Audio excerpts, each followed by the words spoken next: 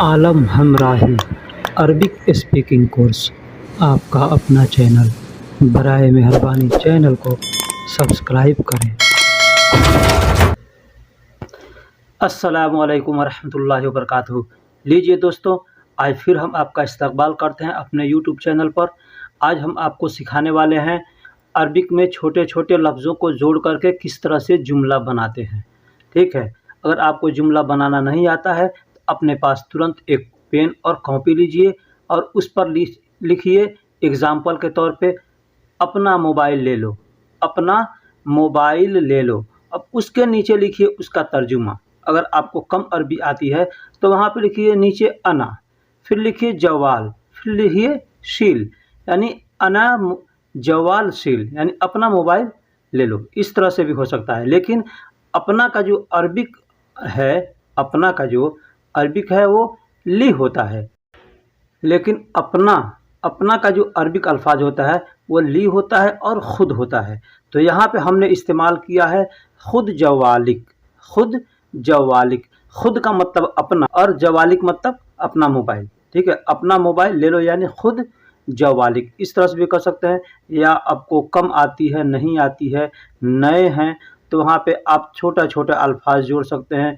अना जोड़ लगा लीजिए, जवाल लगा लीजिए और सील ले लीजिए, यानी अपना मोबाइल ले लो। इस तरह से भी हम कह सकते हैं, लेकिन उसका असल अरबिक जो होता है वो खुद जवालिक, खुद जवालिक यानी अपना मोबाइल ले लो।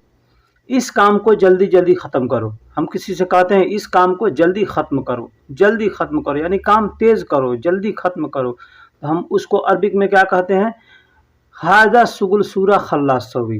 हाजा सुगुल यानी इस काम को, हाजा सुगुल यानी इस काम को, सूरा खल्लास यानी जल्दी ख़त्म, सवी मतलब करो, जल्दी ख़त्म करो। तो हाजा सुगुल सूरा खल्लास सवी, इस काम को जल्दी ख़त्म करो। इस तरह से हम सेंटेंस बना सकते हैं। तो आप अपने कॉपी पर लिखिए इस काम को जल्दी ख़त्म करो। उसके नीचे उसका छोटा छोटा जो अल्फाज का मतलब आप जानते हैं। हाजा का मतलब इस, सुगुल को काम कहते हैं, जल्दी को सूरा कहते हैं, खल्लास ख़त्म को खल्लास कहते हैं और करने को सवी कहते हैं। इस तरह से आपका सेंटेंस बन जाएगा। ठीक है, तो इस काम को जल्दी ख़त्म करो यानी हाजा सुगुल सूरा खल्लास सवी, हाजा सुगुल सूरा खल्लास सवी। इस तरह से हम कह सकते हैं। ठीक है, ठीक है, मैं जल्दी ख़त्म करूँगा। ठीक है, मैं जल्दी ख़त्म करूँगा। तो यहाँ पे हम क्या लिखेंगे? तैयब, तैयब यानी ठीक है। ठीक है का अरबी कोइस, तैयब, तमाम, इस तरह से भी होता है। ठीक है, लेकिन यहाँ पे तैयब का ज़्यादा इस्तेमाल किया जाता है। ठीक को कहाँ, कोइस को कहाँ इस्तेमाल किया जाता है और तमाम को कहाँ इस्तेमाल किया जाता है, हम इसके लिए एक अलग से वीडियो बनाएंगे, उसमें आपको बतलाएंगे। लेकिन तैयब, तैयब का मतलब ठीक है ना, सूरा खलास। कोई आदमी कहता है ये काम ठीक है, तो आदमी कह सकता है ठीक है, ठीक है। लेकिन अगर कोई आपसे पूछता है हाल चाल, लीजिए मैं यहीं बता देता हूँ, है ना, तो वहाँ पे हम इसको इस्तेमाल करेंगे तैयब। ठीक है, तो तैयब अना सूरा खल्लास सवी, तैयब अना सूरा खल्लास सवी, अरे ठीक है, मैं जल्दी काम ख़त्म करूँगा या मैं जल्दी ख़त्म करूँगा। ठीक है, इस तरह से हम कर सकते हैं। अब कोई हाल चाल पूछता है आपसे कि आपके सब हाल चाल ठीक हैं, तो वहाँ पे हम कह देते हैं कुल्लु तमाम, कुल्लु तमाम यानी सब ठीक है। कोई पूछता है हाल चाल ठीक है, तो वहाँ कहते हैं कोइस यानी ठीक है। अब यहाँ पे कोई पूछ दिया कि आप ये काम जल्दी ख़त्म कीजिए, तो वहाँ पे हम कहेंगे तैयब यानी ठीक है। ठीक है, तुम गुस्से में क्यों हो भाई? तुम गुस्से में क्यों हो भाई?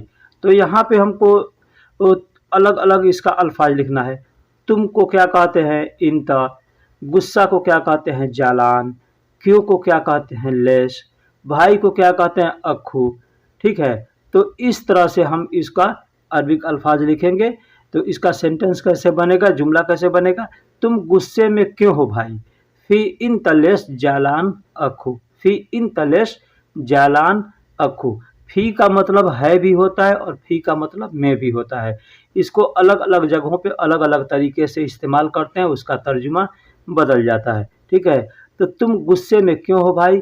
फी इन तलेश जालान अखू सवी, फी इन तलेश जालान अखू सवी, अखू यानी तुम गुस्से में क्यों हो भाई? फी इन तलेश जालान अखू, तुम गुस्से में क्यों भाई? गुस्सा को जालान कहते हैं और भाई का अरबी अखू होता है। ठीक है, लेश का मतलब क्यों होता है, इन तक का मतलब तुम या आप, तुम्हारा या आपका, इस तरह से हम इस्तेमाल करते हैं।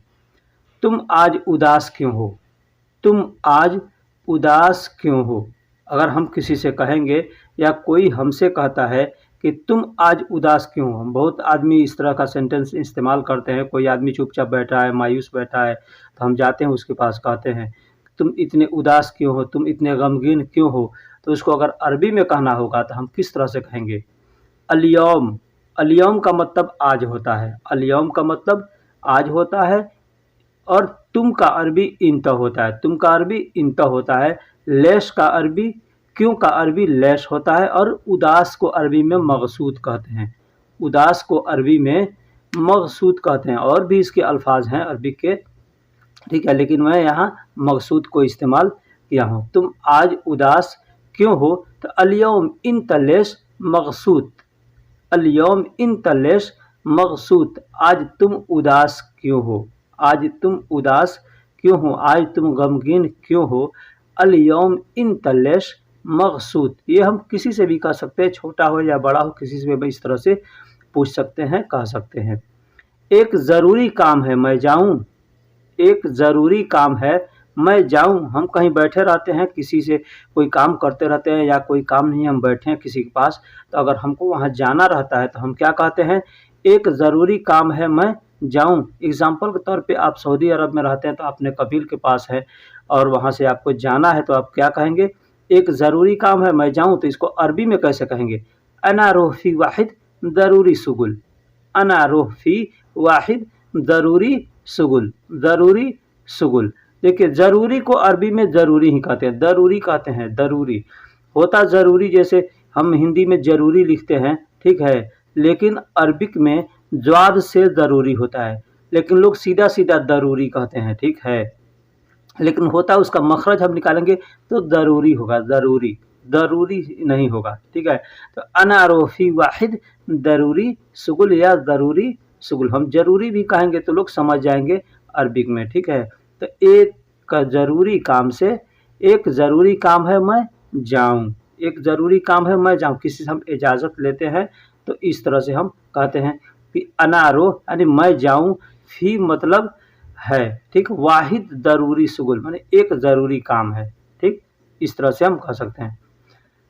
तो आदमी पूछता है कितने देर में आओगे, कोई पूछ देता है या पूछ दिया कि कितने देर में आ जाओगे, तो क्या कहेंगे हम?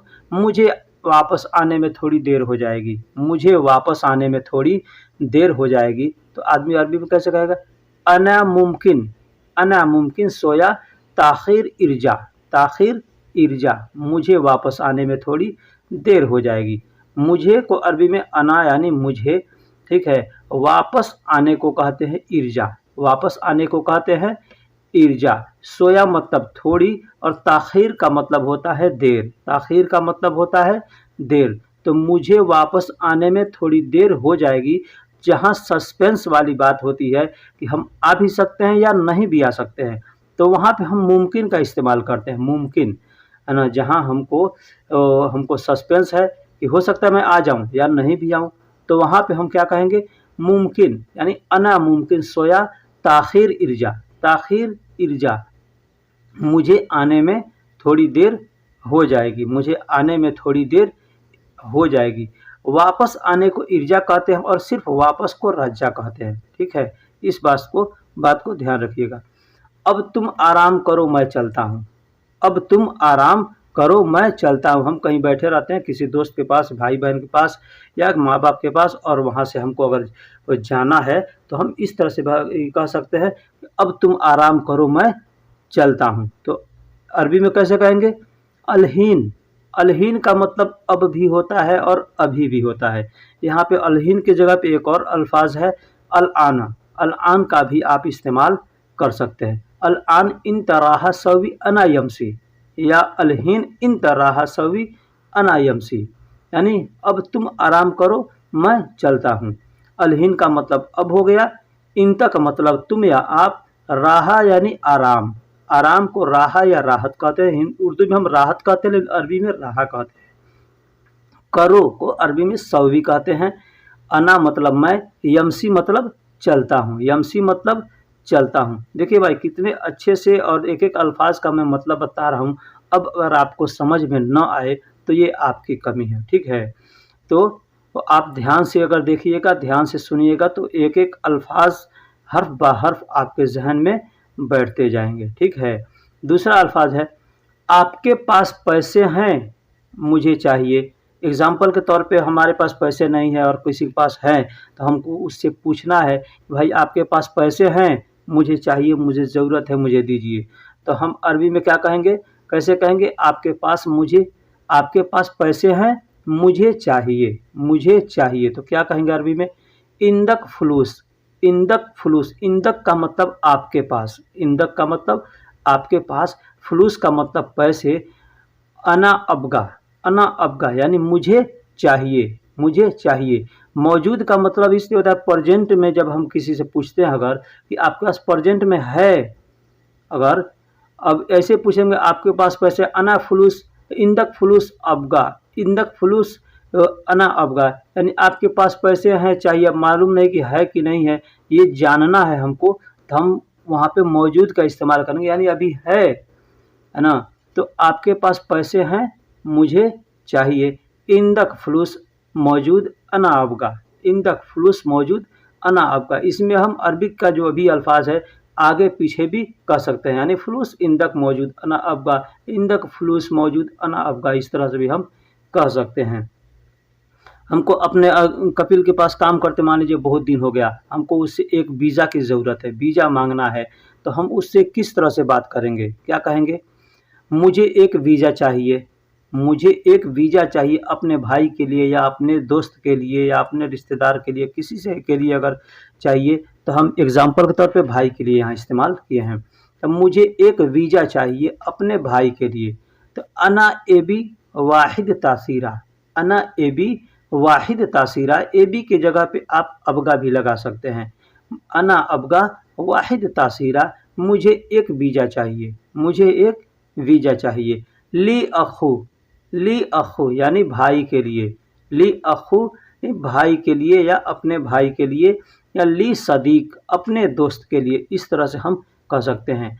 अना अबगा वाहिद तासीरा ली अखू या ली सदीक यानी मुझे एक वीज़ा चाहिए अपने भाई के लिए या अपने दोस्त के लिए, इस तरह से हम कहेंगे मुझे एक वीज़ा चाहिए अपने भाई के लिए। अना एबी वाहिद तासीरा ली अखू, मुझे एक वीज़ा चाहिए अपने भाई के लिए। मुझे यहाँ काम करते 5 साल हो गया, हम कहते हैं कि हम इतना दिन से काम करता हूँ, आप हमको एक वीज़ा नहीं दे सकते हैं, जबकि आपके पास बहुत लोगों की ज़रूरत है। आदमी देखता है तो कहता है मुझे यहाँ काम करते 5 साल हो गया, तो क्या कहेंगे, हीना सुगुल, हीना सुगुल सौवी कामिल, हीना सुगुल सौवी कामिल यानी मुझे यहाँ, ठीक, हीना सुगुल सौवी कामिल अना खमसा सना, अना खमसा सना। हीना का मतलब यहाँ होता है, सुगुल का मतलब काम, सौवी का मतलब करते, और कामिल का मतलब होता है काम में मान लीजिए पूरा हो गया है समय, तब हम उसको कामिल कहते हैं।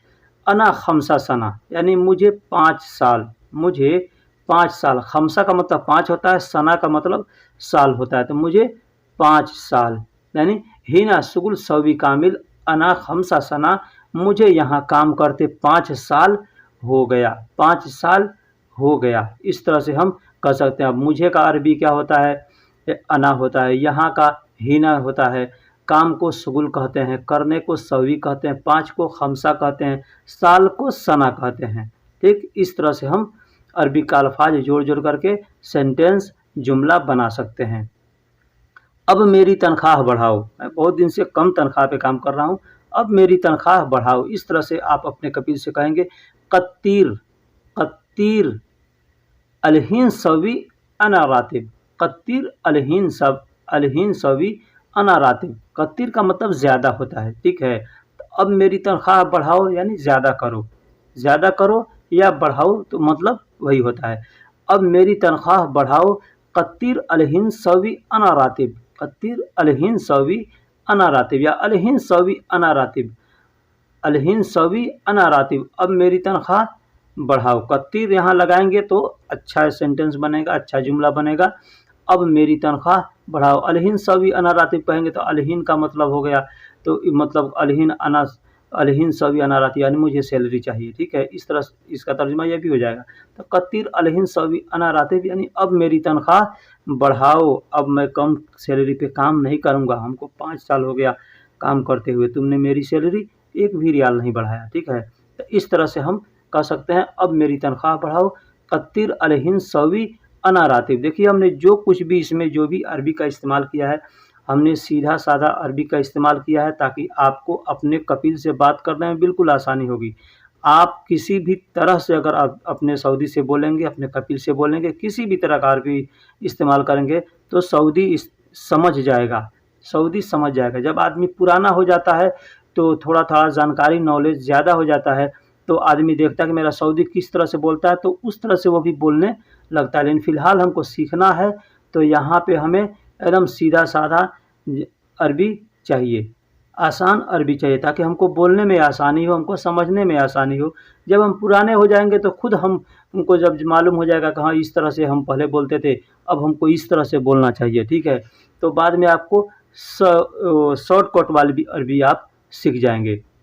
अभी यहाँ पे एग्जाम्पल के तौर पे एक जुमला हमने इस्तेमाल किया है, तुम वहाँ मत जाओ, तुम वहाँ मत जाओ। हम किसी को कहते हैं तुम वहाँ मत जाओ, तो अगर हमको ऐसे सीधा साधा कहना होगा तो क्या कहेंगे, इंत हुआ, इंत हुआ ला रो, इंत हुआ ला रो, इस तरह से हम कहेंगे। ला इंत हुआ रो, इस तरह से कहेंगे।